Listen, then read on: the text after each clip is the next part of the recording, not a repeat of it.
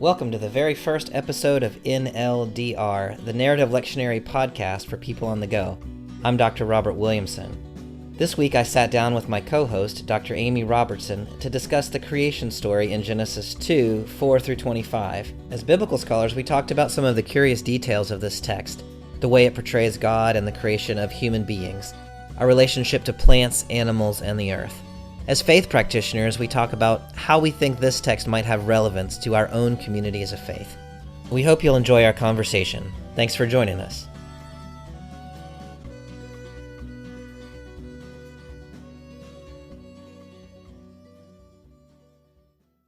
I'm Bobby. This is Amy. Do you want to say a little bit about yourself? Sure. My name is Amy Robertson. I am in my daily life the executive director of a Reconstructionist synagogue in Atlanta. The synagogue was founded by the gay and lesbian community, but I myself am a straight, cis, married white woman. I'm Jewish, but I'm just me. I don't claim to represent the views of anyone other than myself. I'm a parent. I have 2 kids. I have a teenager and a tween. And that informs a lot of my thinking about life in general these days. I'm a Bible scholar at Hendrix College in Conway, Arkansas, just outside of Little Rock. We're a United Methodist affiliated school, but I myself am a Presbyterian. I'm ordained in the Presbyterian Church USA. My daily faith community is a little church in Little Rock called Mercy Community Church, which mostly our members are people who live on the street, homeless or housing unstable folks. And so that informs the way that I come to the text as well. So our text for this week, starting out, is Genesis chapter 2, starting with verse 4b. This in the Bible is the second story of creation. So in Genesis chapter 1, we just had the God said, "Let there be light," and there was light story. And this chapter seems to kind of reset the story of creation a little bit. So beginning in chapter 2, verse 4, I'm reading the New Revised Standard Version. In the day that the Lord God made the earth and the heavens, when no plant of the field was yet in the earth, and no herb of the field had yet sprung up, for the Lord God had not caused it to rain upon the earth, and there was no one to till the ground. But a stream would rise from the earth and water the whole face of the ground.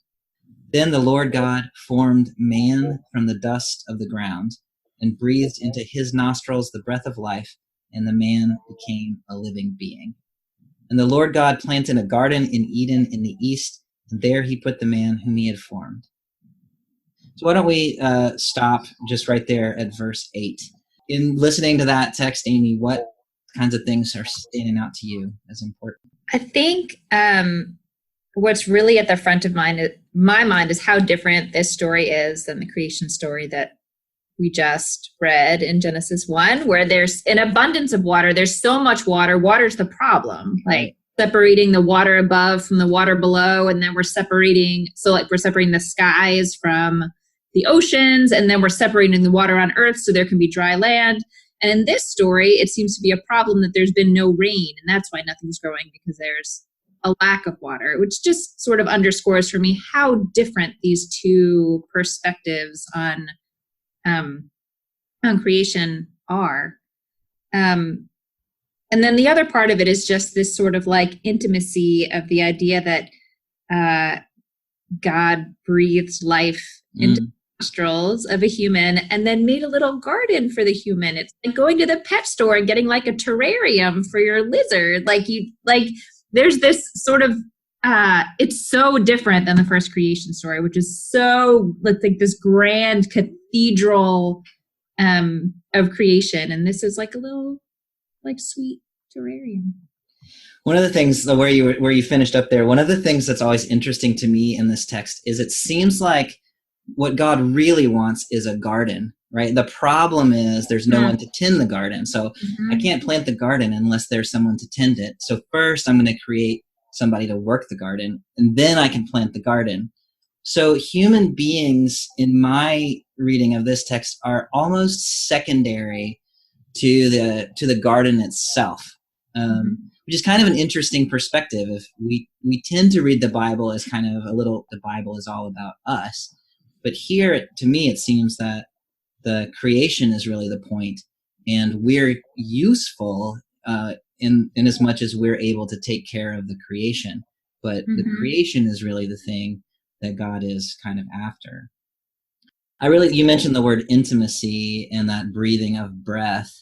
And one of the other things that stands out to me in this text is that that verb, the Lord God formed man from the dust of the ground. That verb form, in Hebrew is yatsar. The noun form yotzer means a potter. And so this verb yatsar means to form like in kind of an artistic way, or God's functioning like a potter or like a sculptor, in this kind of intimate, like hands are in the dirt, forming in this kind of artistic fashion, this human being that then receives the breath of life. Like it's just this beautiful idea of kind of an artistic God who's intimately connected to human beings through that breath. So we should probably also mention that relationship that you can't see in English, but you see it in Hebrew, of the word. This translation is man, but the word in Hebrew is probably better translated as human. But the word Adam, which is related, of course, to the Hebrew Adamah for ground. So the Adam comes from the Adamah, the groundling comes from the ground. And I remember our old professor, John Hayes, used to say, if you want to capture the image in English, instead of calling the first human Adam, you would call him Dusty, right? Because he's made up of dust. And, the name reminds us that we are dirt, right?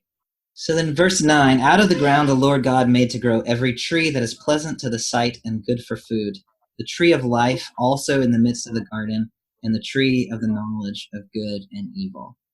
So now that God has the garden in place, or the human in place, we can plant the garden. And so there's all of these trees, there's everything that's pleasant and good for food, and then these two trees that are named, the tree of life and then the tree of the knowledge of good and evil, which we know, if we've read before, is going to become a problem in the next chapter. It's just so strange to have God place Adam in this garden with these trees and say, don't touch that one.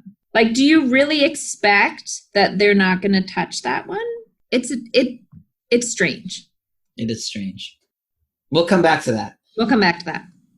So this next little section of this text, I have no idea what to do with it. And most often I skip over it, but it's there. And so we ought to talk about it. And I'm curious what you make of it. So in verse 10, a river flows out of Eden to water the garden. And from there it divides and becomes 4 branches.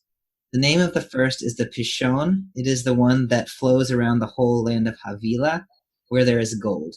And the gold of that land is good. Bdellium and onyx stone are there.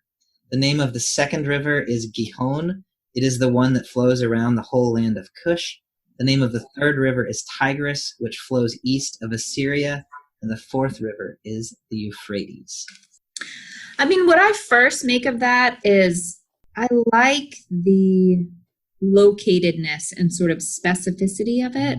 I mean, it really, in both creation stories, sort of the attention to loving the details of the story and sort of the importance of that, like, concreteness about it. And then, of course, I read some commentaries, and they say nobody knows where this garden is supposed to be based on the description. So was this really a place, and we just don't know where it is? I don't know. But just reading it as a narrative, I like the locatedness of it. I think that matters. I think it matters where we live and the surroundings that we have and the specifics of the place that we care for and interact with. One thing that is sticking out to me here is that it's the water that flows out of the garden that then becomes these 4 rivers. So sometimes I've read it as like the garden is located somewhere among these, like in the midst of these 4 rivers. But it's actually the garden produces these 4 rivers. And so the Tigris and the Euphrates, is Mesopotamia, kind of one of the birthplaces of human civilization. And Cush is East Africa, maybe Ethiopia. And so there's this sense of like all the life in the world is flowing out of this little garden. We don't know where the garden is, but we know that what emerges from it is life that gives life to the whole of this located world you're talking about. Mm-hmm. So in verse 15, then, the Lord God took the man and put him in the Garden of Eden to till it and keep it. And the Lord God commanded the man, you may freely eat of every tree of the garden, but of the tree of the knowledge of good and evil you shall not eat, for in the day that you eat it, you shall die. There's a fairly clear purpose there first for the human being. Like the human's job is to till the earth and to keep it, to be a gardener. That's our kind of fundamental role in life. And then we get that strange, what you were talking about earlier, this, here's the tree, don't touch it. Mm-hmm. Yeah, I was reading about this a little bit the other day and sort of asking questions like, what do we mean by knowledge of good and bad? What do we mean by good and bad? Like, what is this actually sort of claiming? I read some commentators who thought good and bad could be sort of weal and woe, but that you will know the totality. You will be familiar with, you'll become acquainted with the totality of what we now would say is the human experience, which is weal and woe, which is, great joy and great suffering. It's not so much that there's like, they're trying to become omnipotent or there's sort of like a power play involved. It's sort of that there's a choice on the table. You can stay in this garden the way it is, or you can know more of the totality of experience and it's going to have highs and lows. Now, of course, God doesn't say you have a choice. God says, don't do it. But then God also puts it in the garden. So one of the things that I can't even remember who said this to me, but the Bible makes more sense if you read it backwards. So instead of saying, why would God have done this?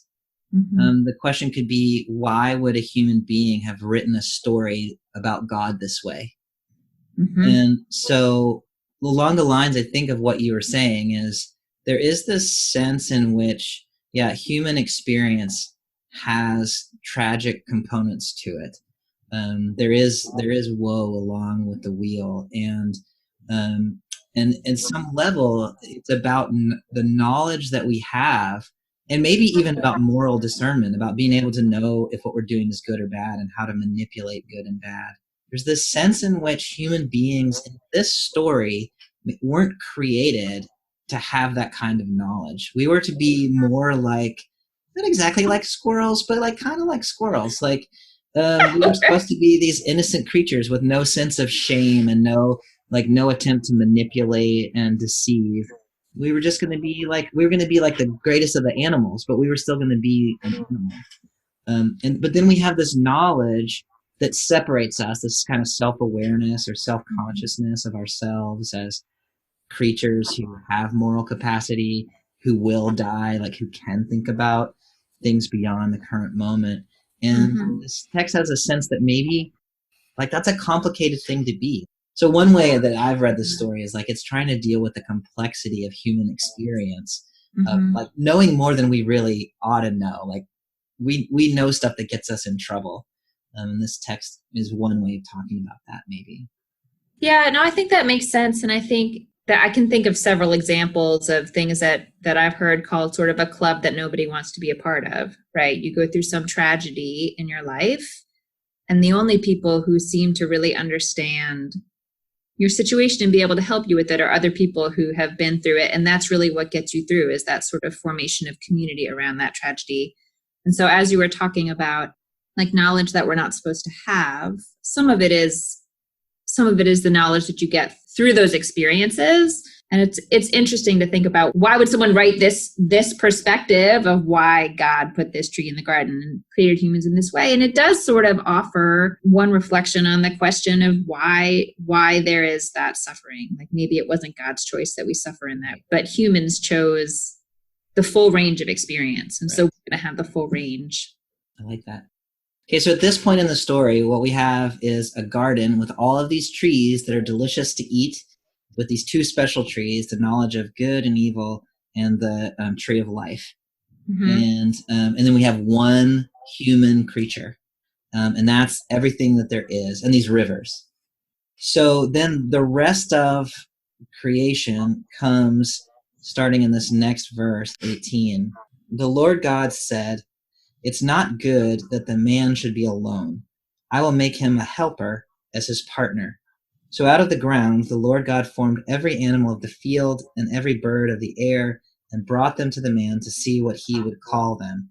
And whatever the man called every living creature, that was its name.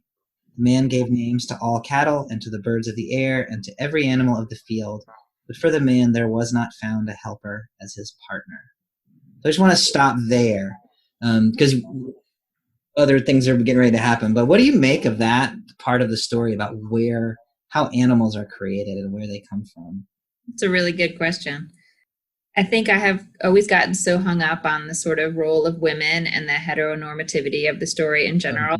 Yeah. Kind of glossed over the animals entirely. Yeah. The animals were in there. I don't know what you make of the animals, Bobby. Well, so, I mean, this part fascinates me, and part of it's, so, like, it really seems like God's plan is that this human being ought to have a companion, and maybe that companion is going to be, like a fish. Like a fish of some kind, right?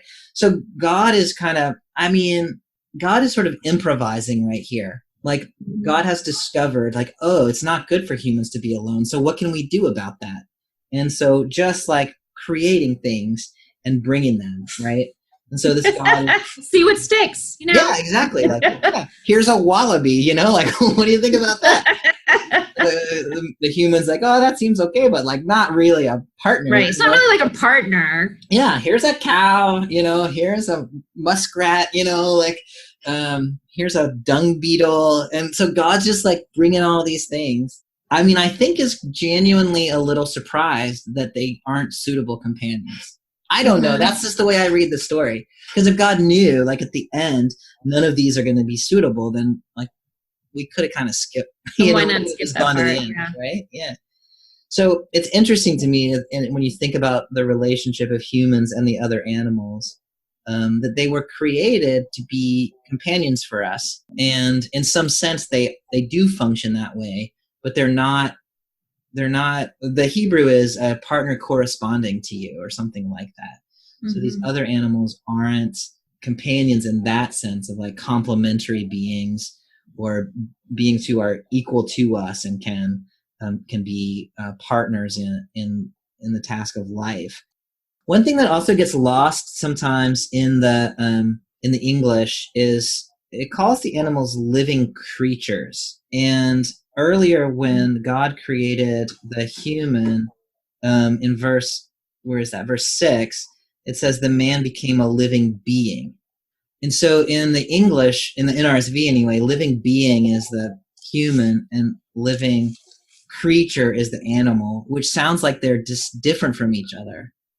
But the Hebrew for both is nefesh chaya, which means a living being, right? A living soul or something like that. Mm-hmm. And so it's calling human beings and animals by the same name, like we are of the same kind. What's interesting to me too is you pointed out before that, the human is sort of created in order for a garden to be created. Right. Because the garden needs a keeper.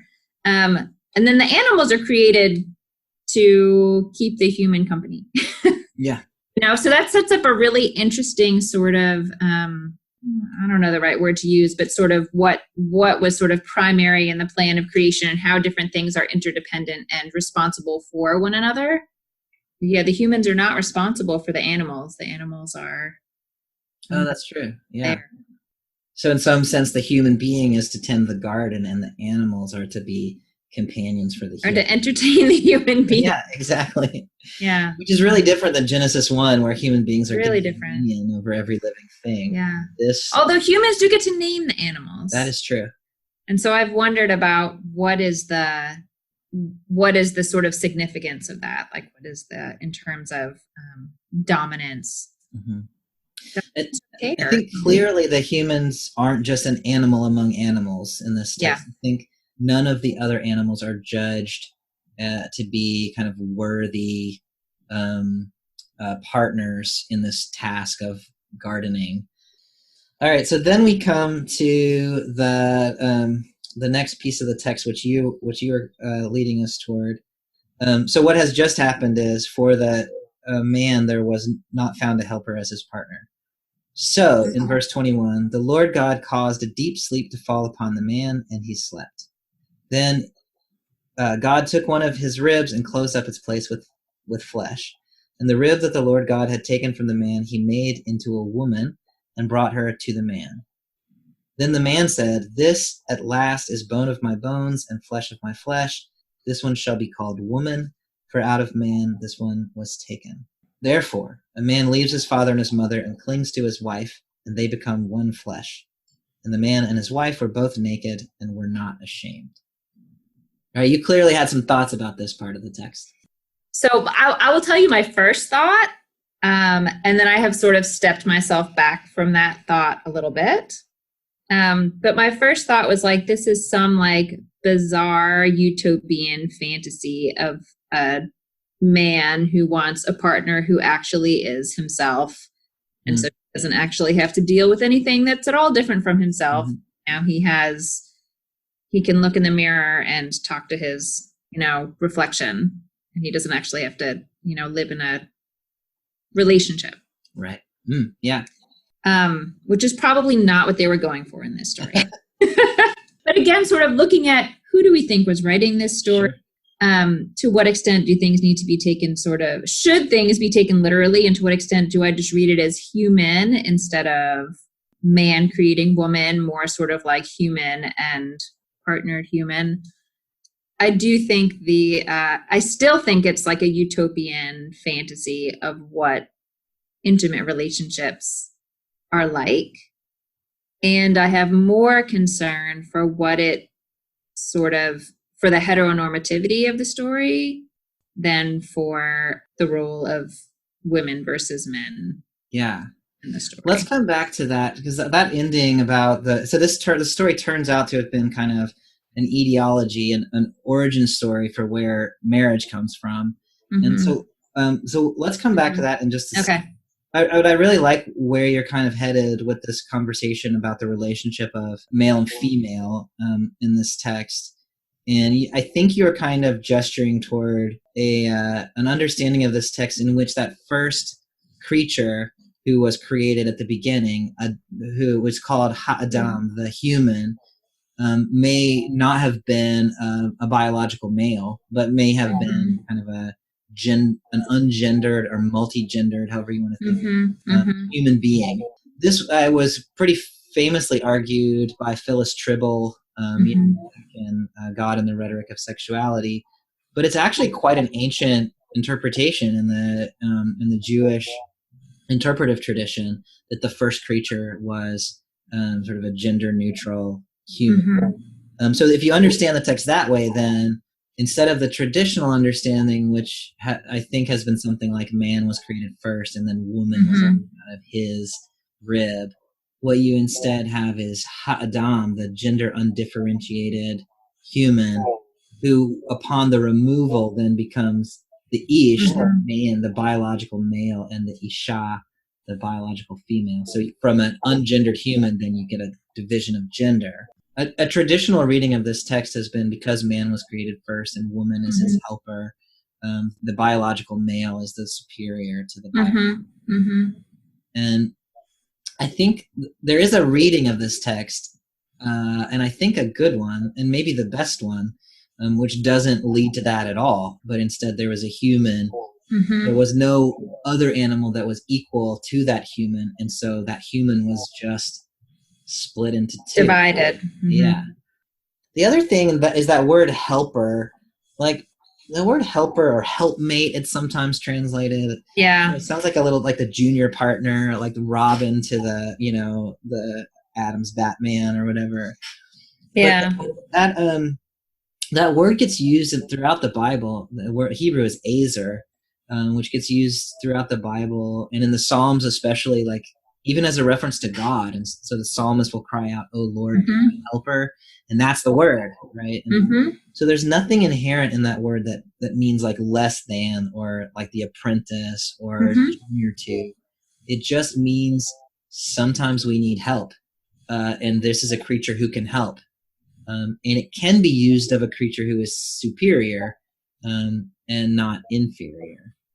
I would just add in there that the name Ezra, who, there's a book of Ezra later, but it's also a common Jewish name, is also help. There's nothing weak about the idea of being of that sort of Hebrew root. There's no weakness associated with that. Yeah. Now, I want to hear your thoughts on the heteronormativity of the marriage kind of turn at the end. Therefore, a man leaves his father and his mother and clings to his wife, and they become one flesh. I mean, I think the interpretation you were referring to before, that the first human had no gender or all genders and then was divided in some way, is a helpful one. It's just not the dominant one that's sort of out there in the world. And so I feel like I spend more energy sort of resisting the dominant and somewhat crass idea that people of different sexes, bodies fit together in a certain way because there was this thing that happened where one body was removed from the other body. So mostly for me, I'm aware of the heteronormativity of it and would try to bring up interpretations like the one that you mentioned, to sort of expand people's ideas of what's possible in interpreting this passage. And again, I think of who I think the author was and what I imagine their lived experience probably was, and, sort of what we know now and how we can sort of expand upon the core messages and metaphors in the story to fit what we know about the world now. There is this kind of gender, like you were mentioning, not just gender complementarity, but sexual complementarity. Yeah. Like things fit together. So the sexual union of male and female becomes like a recombining of the primary. Right, to this initial, yeah. Yeah. I've read an interpretation, and right now I can't remember whose it is, but that was resisting that idea that this is about sexual complementarity and suggesting that it's more about the building of family units. And so it's not that male and female fit together sexually, it's that they fit together in ways that form functional family units that can continue on a family.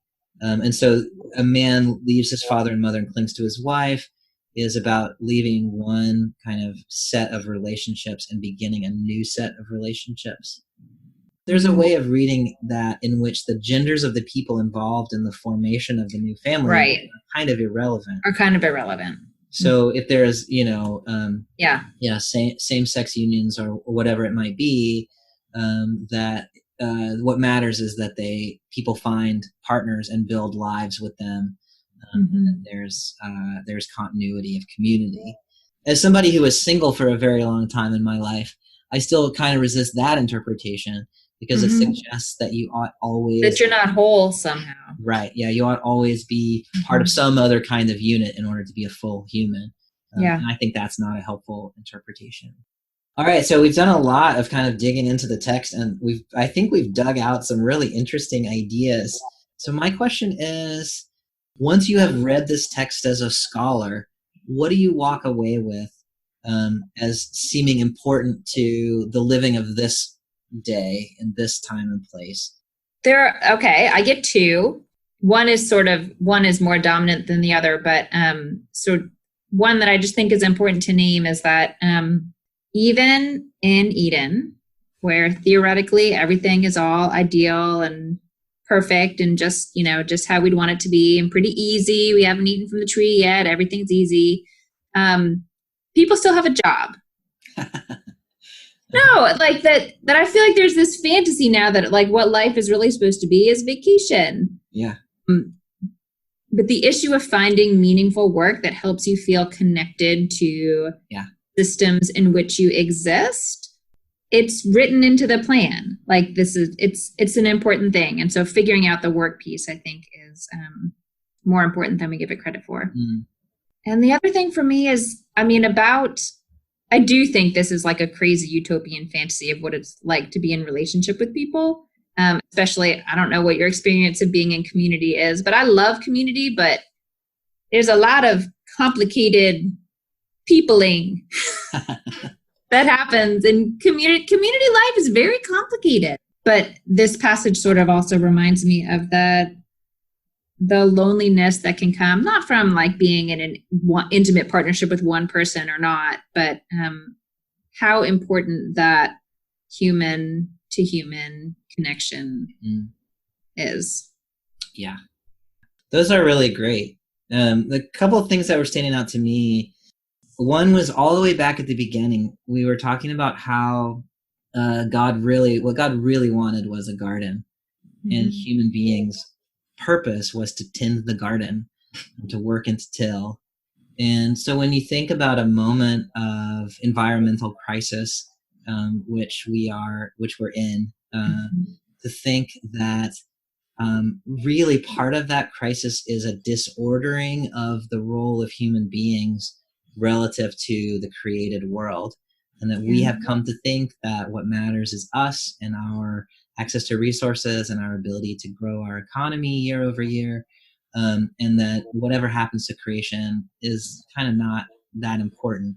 And this story is trying to, I think, flipping those roles to say, no, the only reason that human beings have value, or at least the original value of human beings in this text, is because we tend well to creation. And so I think this text I'm reading is a call back to remembering that our role is to be stewards and gardeners, farmers, who make sure that the creation grows well.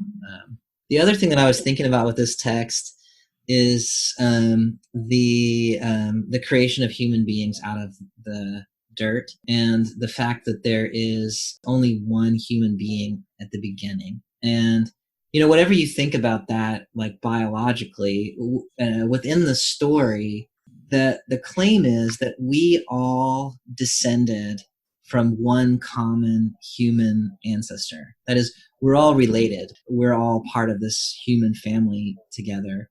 Even the people that we don't like or that we don't want to be a part of, we're connected to them. In the Mishnah, there's this saying, because we are all descended from one human being, if you kill any person, it is as though you killed the entire world. And if you save one person, it's as though you saved the entire world. And I think that's a really beautiful ancient Jewish interpretation of this text, and both sides of it, right? That the value of human life is really important, and one life is as valuable as all the lives. And the reciprocal of that is, it can seem overwhelming to try to care for every person who comes across our path, or to think like there are people out there that I'll never be able to help. But to remember that because we're all connected, if you can help the person in front of you, and I can help the person in front of me, that has the same value as being able to save everybody. Yeah, no, I hear a lot of, I hear both of us sort of circling around these themes of sort of interdependence and sort of being part of a system and understanding how that system works. And there's such a pull in American culture towards like the individual and sort of every person for themselves. And it's really destructive. I mean, it really, it's destructive ultimately for our lives and our souls and our environment and all the sort of systems that we live within. And I think this text gets to a lot of that. Well, I have really enjoyed this conversation with you about Me too. Yeah, I've learned so much. So thanks for being part of the conversation today, and I'll look forward to talking with you again next time. Yeah, looking forward to it. Thanks for joining us for NLDR, the Narrative Lectionary Podcast for people on the go. Come back next week when we'll discuss Genesis 18 and 21. We'll see you then.